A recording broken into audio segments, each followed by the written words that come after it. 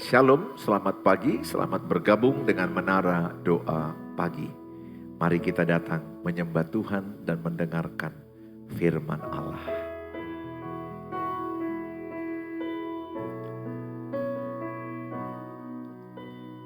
Betapa dahsyat Engkau Tuhan, Pencipta segala yang ada, dulu sekarang sampai selamanya. Hanya Engkau Tuhan, tak terselami pikiranmu, tak terukur panjang setiamu, dulu sekarang sampai selamanya. Hanya Engkau Tuhan. Betapa dahsyat, betapa dahsyat Engkau Tuhan, Pencipta segala yang ada, dulu sekarang sampai selamanya. Hanya Engkau Tuhan, tak terselami, tak terselami pikiranmu, tak terukur panjang setiamu, dulu sekarang sampai selamanya. Hanya Engkau Tuhan, ku sembah Engkau Yesus. Hanya Engkau Allah di hidupku, tiada yang lain, hanya Engkau, hanya Engkau Tuhan. Selamanya Kau tetap Allah, walau dunia semua bergoncang, tak tergoyahkan, Kau tetap Allah.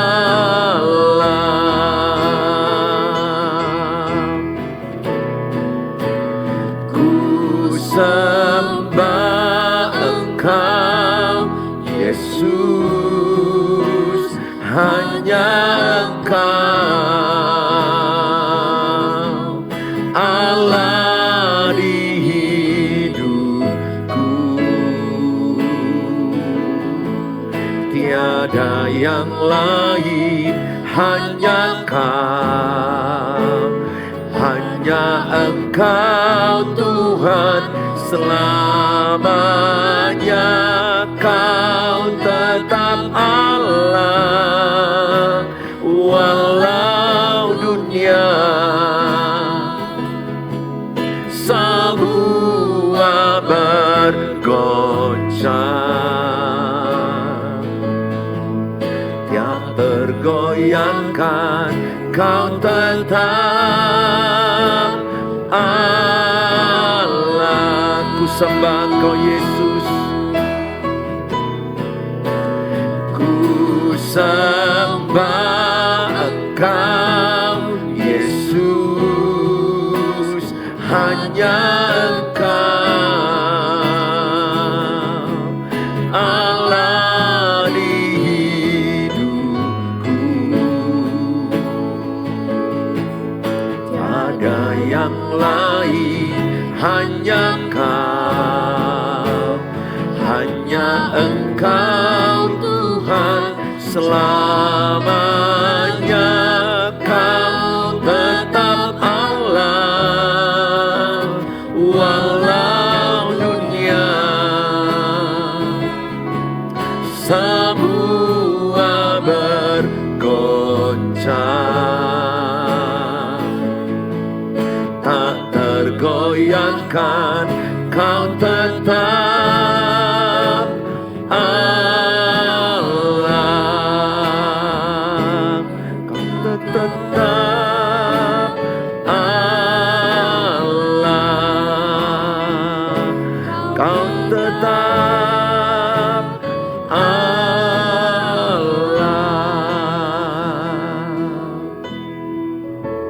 Yesus, Kau sungguh baik bagi kami.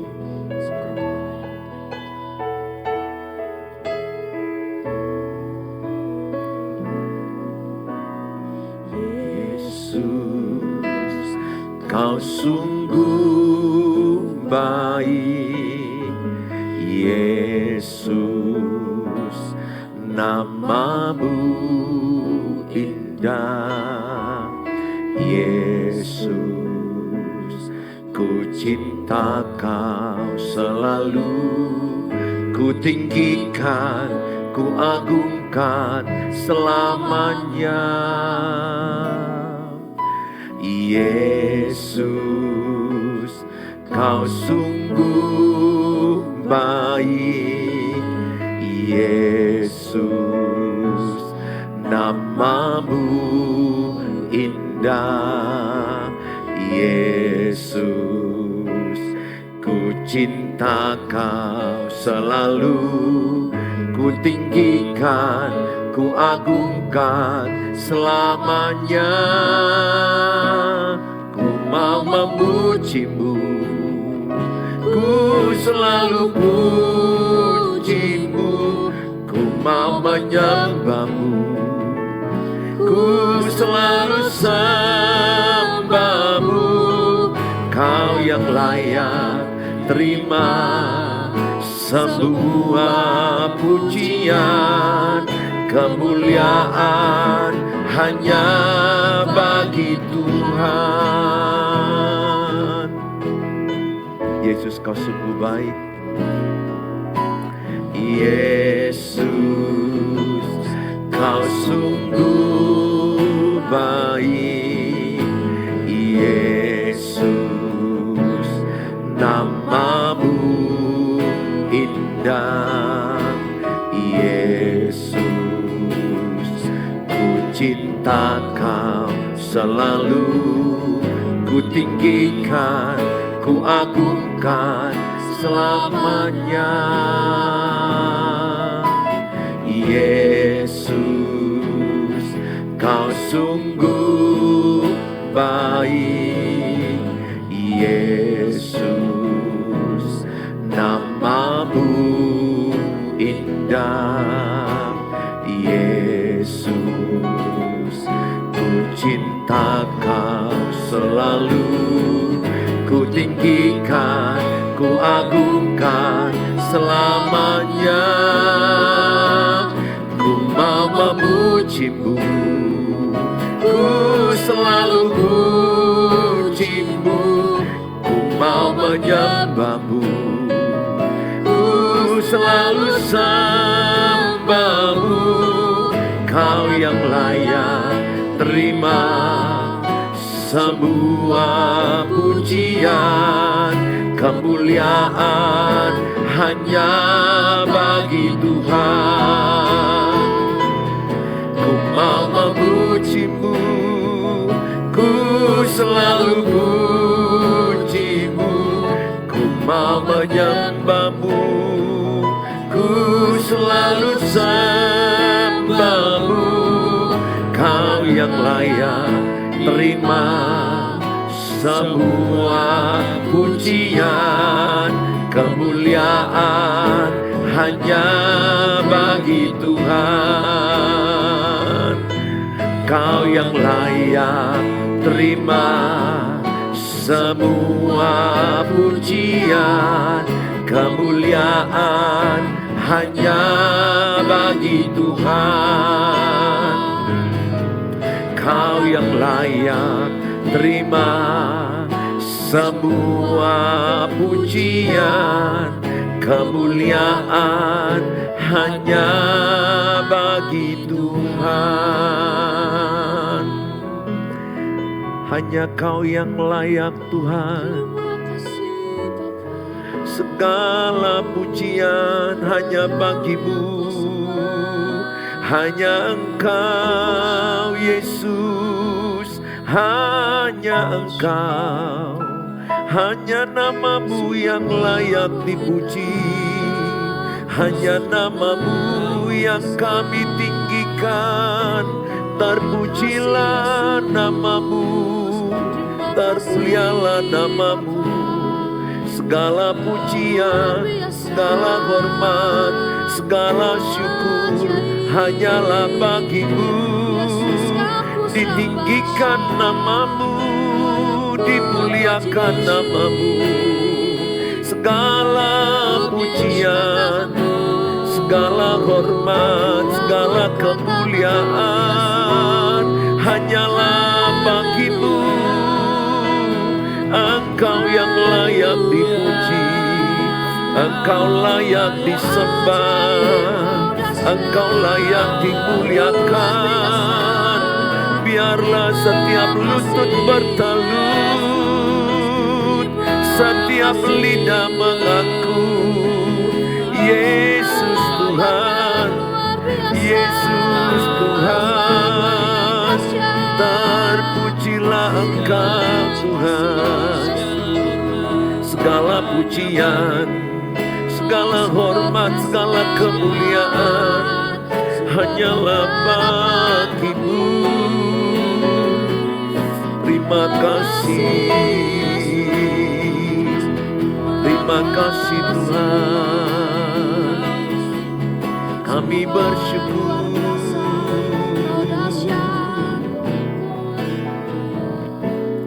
Ku mau memuji-Mu, ku selalu puji-Mu.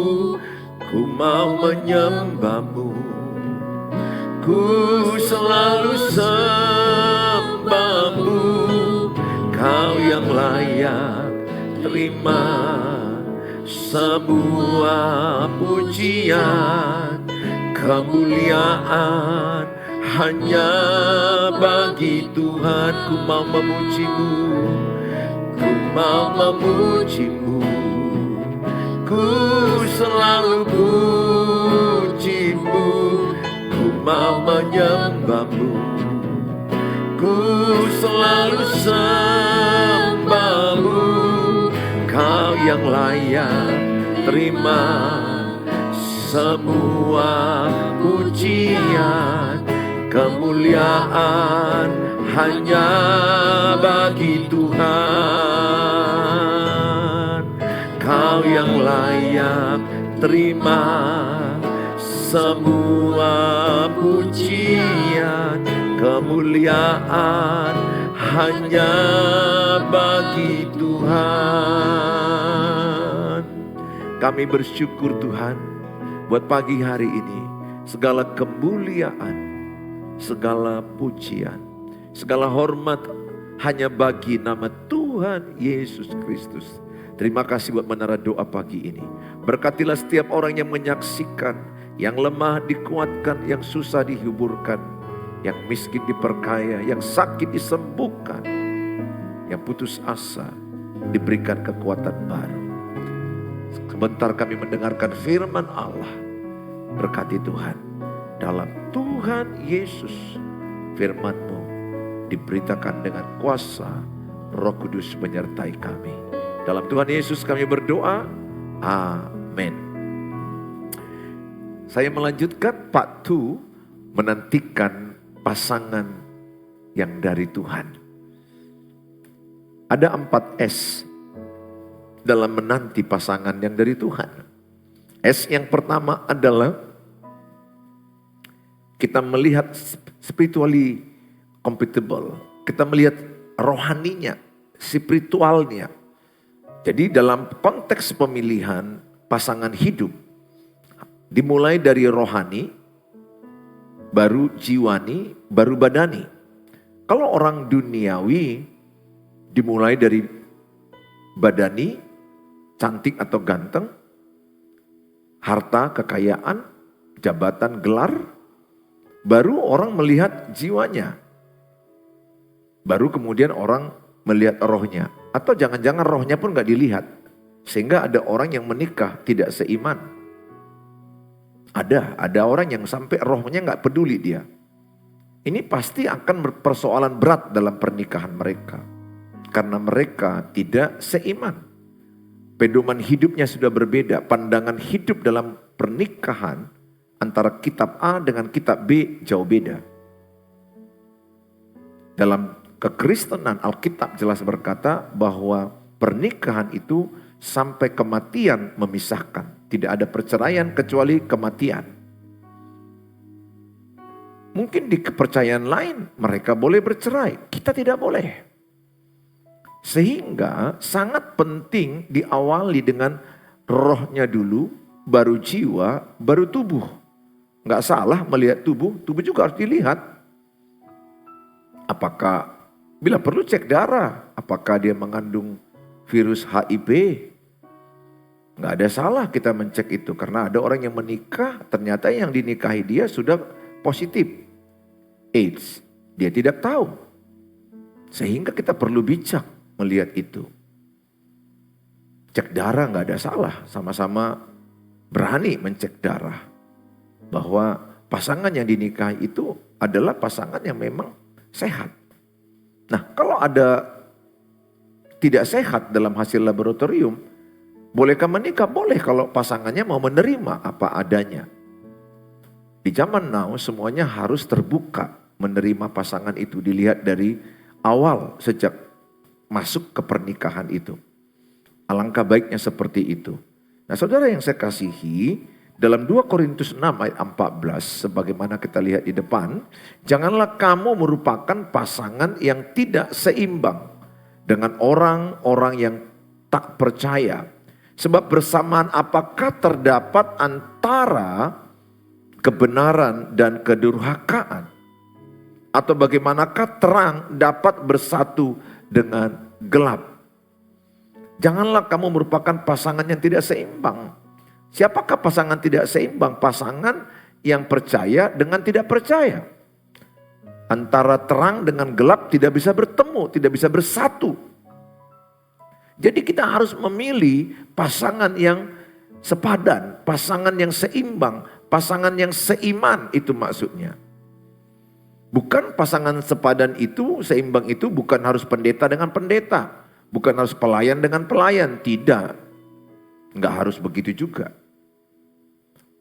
Yang penting pertama adalah seiman dulu. Sama-sama memiliki pondasi dasarnya Alkitab, pedomannya Alkitab. Sehingga segala sesuatu dalam konflik pernikahan nanti, dasar penyelesaiannya itu Alkitab. Apa kata Alkitab? Apa kata firman Allah? Jadi sangat penting satu dasar, satu pedoman, satu buku kitab suci. Nah, oleh karena itu, jangan coba-coba berpacaran dengan yang tidak seiman. Ada banyak orang, anak muda, anak gadis mencoba pacaran tidak seiman dengan harapan nanti pasangannya itu mengikut dia. Tidak. Itu sangat berisiko, bahkan melanggar Alkitab. Sama itu kalau kita menurunkan benda, massa dari atas ke bawah itu lebih mudah. Mengangkat benda atau massa dari bawah ke atas itu lebih sulit. Sehingga menurunkan imanmu lebih mudah. Apalagi kalau engkau sudah terlanjur hamil di luar pernikahan. Kalian sudah terlanjur hubungan tubuh dan hamil si wanita. Engkau Kristen. Kemungkinan besar engkau meninggalkan imanmu. Karena saya sudah melihat seperti itu. Setelah dia hamil, maka dia ketakutan tidak ada suami. Dia ketakutan tidak ada ayah anak-anaknya. Sehingga dia menjual imannya. Dia menjual salib Kristus, meninggalkan imannya.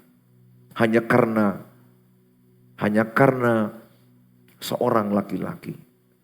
Saya pernah didatangi orang seperti itu berkali-kali. Saya bilang, lebih bagus kamu melahirkan anak ini tanpa ayah daripada hidupmu tanpa Yesus, daripada anakmu tanpa Yesus. Dan berdoalah ke depan ada orang yang menerimamu apa adanya, beserta anakmu dan dirimu dan imanmu. Itu jauh lebih baik daripada engkau menjual imanmu, engkau pindah agama, dan kemudian hidupmu tidak masuk kepada hidup kekal. Hidupmu akan tidak masuk ke sorga. Karena jalan ke sorga itu Yohanes 14 ayat 6, akulah jalan kebenaran dan hidup. Tidak seorang pun sampai kepada Bapa, tidak seorang pun sampai ke sorga tanpa salib Kristus.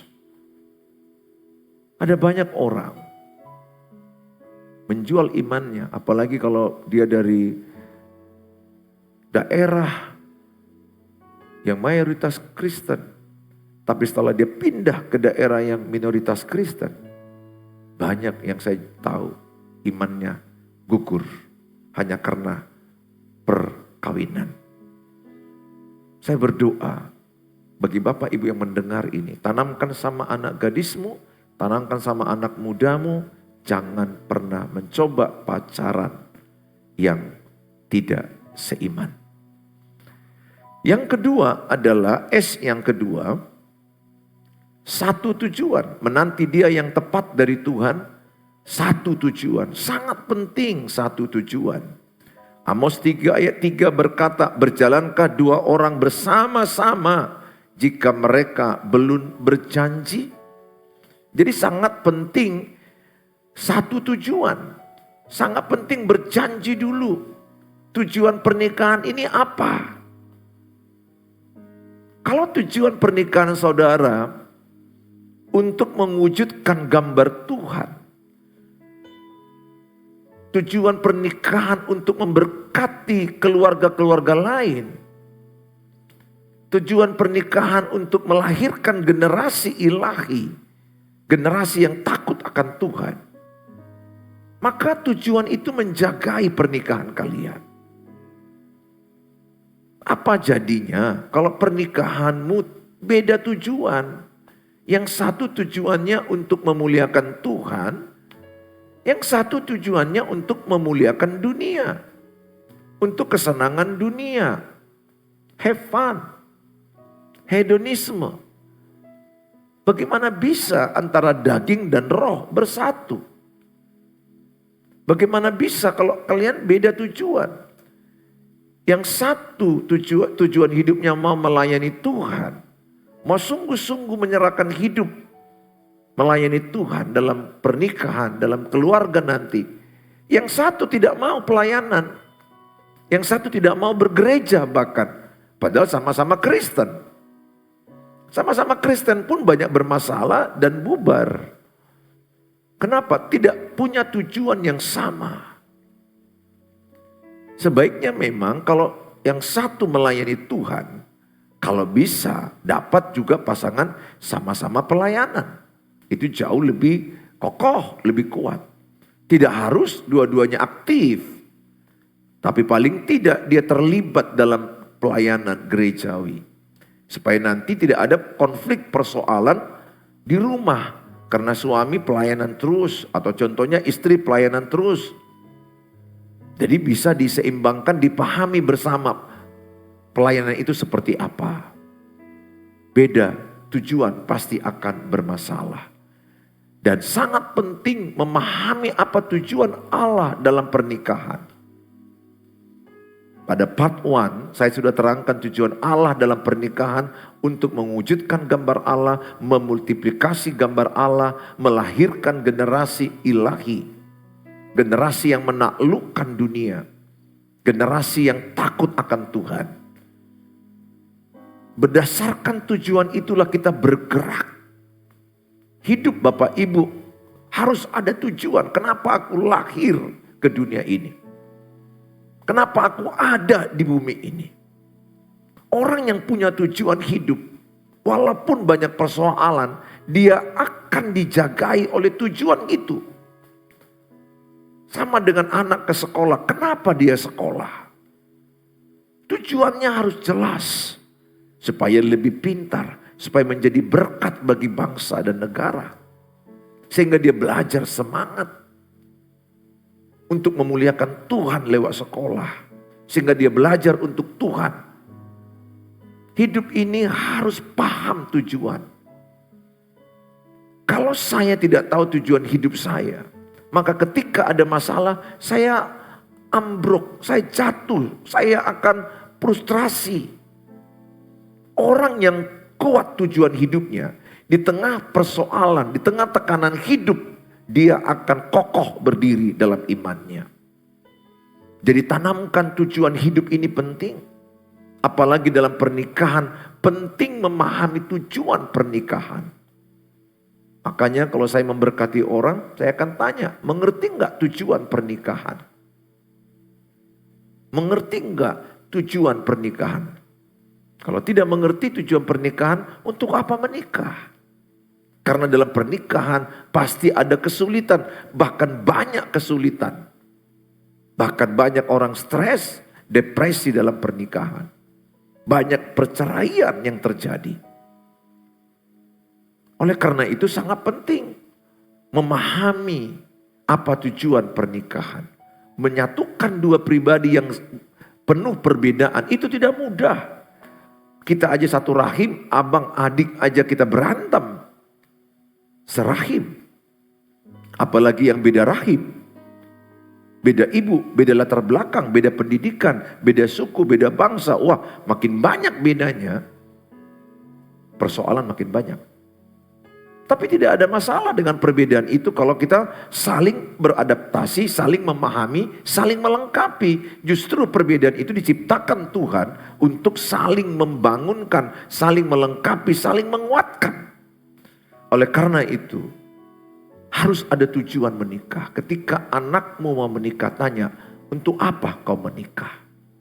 Apa tujuanmu menikah? Kalau dia bilang untuk memuliakan Tuhan lewat pernikahan saya. Dan tanya lagi, apakah engkau yakin pasanganmu itu dari Tuhan? Kalau dia bilang, yakin ma, yakin pak, dia dari Tuhan. Apa tandanya menurutmu? Ya mungkin dia cerita kami ini seiman. Gak boleh kalimat oh kami ini cocok. Enggak. Dalam pernikahan tidak ada kata cocok. Mencocokkan iya. Dan pernikahan itu bukan masalah kecocokan lagi. Tapi mencocokkan diri.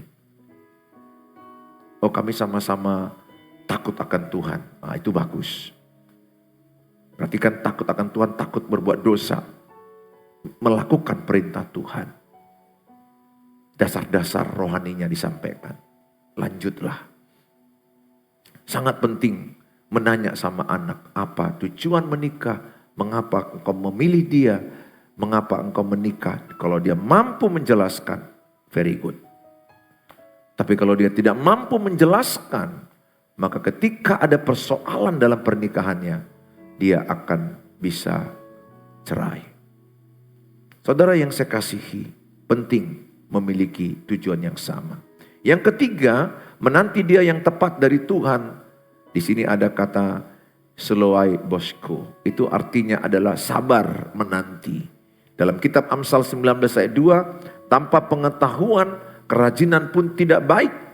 Orang yang tergesa-gesa akan salah langkah. Jadi jangan tergesa-gesa memilih. Wah ini dari Tuhan, oh ini pasanganku, ini calon suamiku, ini calon istriku. Jangan tergesa-gesa. Bawa dulu dalam doa. Kenali dulu karakternya saat marah. Kenali dulu bagaimana dia habis bangun, apa yang dikerjakan dia. Aktivitas dari pagi sampai malam, apa yang dikerjakan dia. Jangan sampai kau nikahi orang yang malas. Jangan sampai kau nikahi orang yang hidup dalam pergaulan narkoba, pergaulan seks bebas. Jangan tergesa-gesa. Jangan sampai engkau salah memilih. Penting sekali engkau memilih dengan berhati-hati. Karena yang dipilih dalam pernikahan sekali seumur hidup. Saya seorang dokter. Tahun 88 saya masuk ke dokteran.